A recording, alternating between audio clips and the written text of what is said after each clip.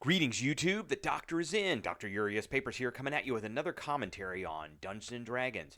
Don't forget to hit that subscribe button. If you like this video, hit the like button. And if you have any questions or comments, please leave a question or comment. All right, it's time for another installment of the Doctor Spell Prognosis, and we are talking about the spell Detect Magic. This is one of my favorite ones. I find it extremely useful. We are going to give this one a rating of an A minus. It is not a combat spell, so I would be probably giving it an S if it were something that could be used pretty usefully in combat. But it is usable by bards, clerics, druids, paladins, rangers, sorcerers, wizards, artificers, and the arcane domain and oath of watchers, which is pretty much all almost all spellcasters. So that in itself makes it a great spell. It is a ritual spell, which is another thing that makes it a great spell. So it is a first level spell. It takes one action, or if you cast it as ritual, it takes 10 minutes. The range is self, and then within 30 feet of self. So this is kind of a change from prior editions where Detect Magic was a range of 60 feet. And you kind of scanned around in 60 feet. Now it's 30 feet. The components are verbal and somatic. The duration is 10 minutes, and it requires concentration. School of Divination. There's no attack or saving throw, and it just does detection. So for the duration, you sense the presence of magic within 30 feet of you. If you sense magic in this way, you can use your action to see a faint aura around any visible creature or object. And you learn its school of magic, if any. The spell can penetrate most barriers, so it's the same kind of some of these other spells like Detect Evil and Good, where it can go through 1 foot of stone, 1 inch of common metal, a thin sheet of lead, thin meaning probably paper thin, that's up to interpretation, but my interpretation is paper thin, or 3 feet of wood or dirt.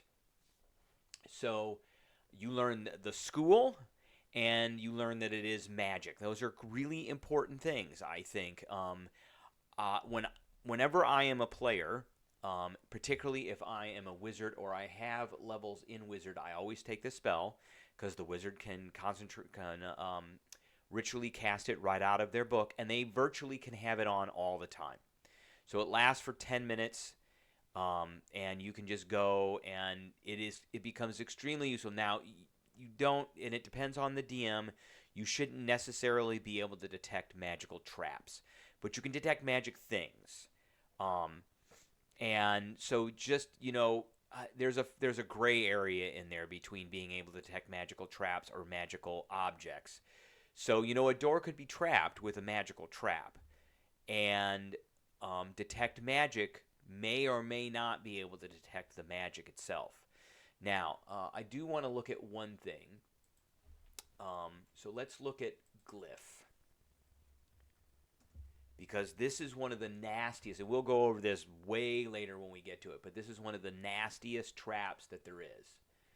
So the glyph is nearly invisible and requires a successful investigation and intelligence check against your spell DC to be found. Now, it doesn't say anything about being detected or not. So it unleashes a magical effect, but is it in itself magical? So I don't know. I would probably tend to say that you couldn't detect this with Detect Magic. This is a 3rd level spell, and Detect Magic is a 1st level spell. So let's get back to Detect Magic here. So, but it is very important to be able to find magical effects and also to know their school. Like, one of the most important ones to be able to find is, say, necromantic magic, or transmutation or conjuration. If there's something there and it's got conjuration magic on it, it might teleport you somewhere. If it's got transmutation magic on it, it might polymorph you. If it's got necromantic magic on it, it might damage you or cause you to age or do some kind of energy drain. So I am constantly casting this spell.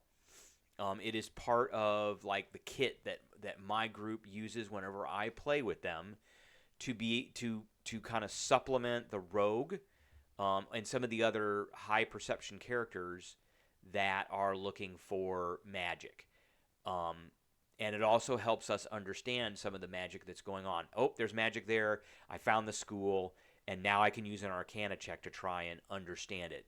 Um, and that's kind of one of the ways as a DM how I run traps too. That I do allow a lot of times detect magic to detect traps, but that doesn't necessarily allow you to understand the trap or understand how it works. You just know something's magical, but you don't know the exact place where it is magical. And so that that would require an intelligence arcana check to figure that out. All right, that's what I got for everybody today. I appreciate everybody tuning in, and I will catch everybody later.